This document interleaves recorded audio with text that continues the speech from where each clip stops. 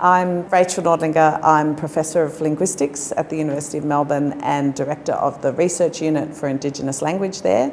And I'm also Chief Investigator in the ARC Centre of Excellence for the Dynamics of Language.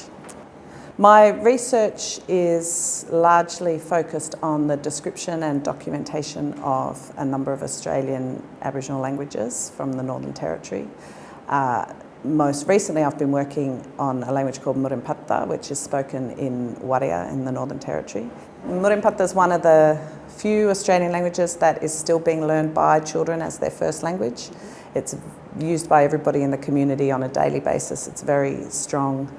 These languages often have structures and grammatical phenomena and interesting ways of talking about the world that are unusual for the world's languages, and so therefore it's really interesting to study them and find out how they work, and that adds to our general picture of what human language is and how it works. The thing that the centre has enabled is it's taken me from just the traditional language documentation and description of Indigenous languages, which I love and I will continue to do forevermore, but it's also enabled me to really broaden beyond that and work with people who have expertise in language processing. We're starting to be able to get some insight now into whether the Aboriginal languages that are structured so differently from languages like English are processed differently from them or not, and that's a really interesting question that I've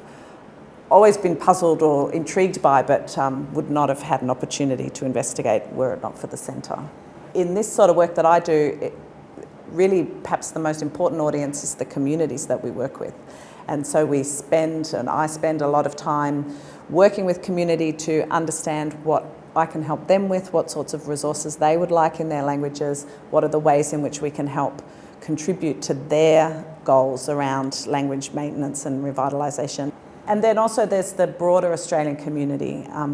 I feel it's really important that the broader Australian community gains a greater awareness of and appreciation of the value of Australian Indigenous languages. And so I spend a lot of time trying to be involved in public lectures and public dissemination of my research as well.